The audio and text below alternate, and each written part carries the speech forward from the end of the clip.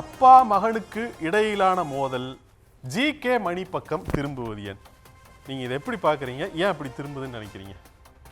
இல்லை, இது பிரச்சனையே வந்து ஜி.கே. மணி தான் ஆரம்பிச்சுன்னு நினைக்கிறேன். இல்லை, நமக்கு வெளிப்படையாகவே அன்புமணி அவர்கள் ஜி.கே. மணிக்கு கொடுக்கப்படுகிற முக்கியத்துவம், நிறுவன தலைவராக ராமதாஸ் இருந்தாலும் பாமக தலைவராக ஜி.கே. மணி தொடர்ந்து செயல்பட்டு இருந்தார். மத்திய அமைச்சர் எம்பி, மாநிலங்களவை மத்திய அமைச்சர்னு அன்புமணியோட கிராஃப் மேலே மேலே போனாலும் கூட கட்சி ஏறக்குறைய அவங்க ஃபேமிலி கட்டுப்பாட்டுக்குள்ளே தான் இருக்குது. ஆனால் அதையும் மீறி ஏன் ஜி.கே. மணி உள்ளே வந்தாருன்னு எனக்கு தெரியல. ஆனால் ஒரு நிகழ்ச்சியை நான் இங்கே குறிப்பிடணும்னு நினைக்கிறேன். ஒரு பொது நிகழ்ச்சியில் ஜி.கே. மணி அவர்கள் நான் அசம்பிளிக்கு போகணும், சட்டப்பேரவைக்கு போகணும்னு சொல்கிற போது, போய் என்ன பண்ண போறீங்க அங்கே போய் அப்படின்னு அவரை உட்கார சொல்கிற ஒரு காட்சி இருக்குது.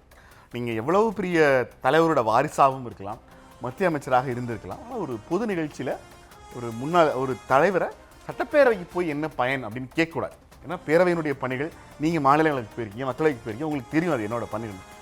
ஒரு பொதுத்தளத்தில் அவரை ஹேண்டில் பண்ண விதம் அந்த நல்லா இன்னும் பெட்டராக ஃபேஸ் பண்ணியிருக்கலான்னு எனக்கு தோணும். அந்த புள்ளியிலிருந்தே நமக்கு ஊடகங்களுக்கு தெரிய ஆரம்பிச்சிருக்கு ஏதோ ஒரு கிளாஷ் இருக்குன்னு. அன்புமணி இப்போ பேச ஆரம்பிச்சிருக்காரு, சொல்லியிருக்காருன்னு தெரியல. இப்போ அன்புமணியினுடைய பேட்டியை பார்த்துடலாம்.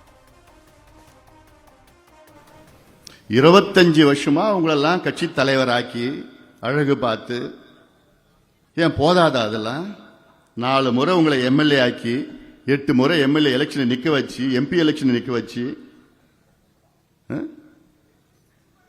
ஆனாலும் அதெல்லாம் பத்தல. அவரால் பதவி இல்லாம இருக்க முடியாது. சூழ்ச்சி என்னைக்கு ஆரம்பிச்சாரு? அன்னைக்கு சொன்னாங்கல்ல, என்ன தலைவராக்கி அடுத்த நாளே சூழ்ச்சி. கொஞ்சம் கொஞ்சமா சொல்லி ஐயா உங்க படத்தை சின்னதா போட்டாங்க ஐயா, ஸ்டாம்ப் சைஸ்ல போட்டாங்க ஐயா, அவர் படத்தை இவ்வளவு பெருசா போட்டாங்க ஐயா. உடனே ஐயா என்ன பண்ண, ஒரு சர்க்குலர், ஜி.கே. மணி படம் தமிழ்நாடு ஃபுல்லா வரணும். இதுதான், இதுக்காக தான் இப்படி ஒரு சூழ்ச்சி பண்ணி அப்பா புள்ள ஒரு உறவை, அப்பா பிள்ளைக்குள்ள இந்த இடைவெளி போட்டு உண்டாக்கி என்னென்ன பண்ணிட்டு இருக்கிறானுங்க இவனுங்கெல்லாம். ஐயோ, இவனுங்கெல்லாம் சாதாரண ஆள் கிடையாது. இவங்கெல்லாம் சமூகத்தில் ஒதுக்கப்படணும். இவங்கெல்லாம் மனிதர்களாக கூட தகுதி இல்லாதவர்கள் இவங்கெல்லாம். இப்படிதான் ஒன்னொன்னுத்துக்கும் எவ்வளோ பொய் தான்.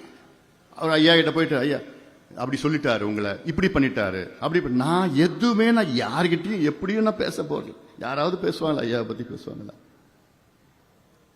நானும் இதெல்லாம் கடந்து போவோம்னு சொல்லி நானும் பொறுத்துக்கிட்டு இது எல்லாம் மனசுக்குள்ள நான் கொட்டி வச்சுக்கிட்டு அடக்கி அப்படியே வச்சுக்கிட்டு இருக்கிறேன் நான்.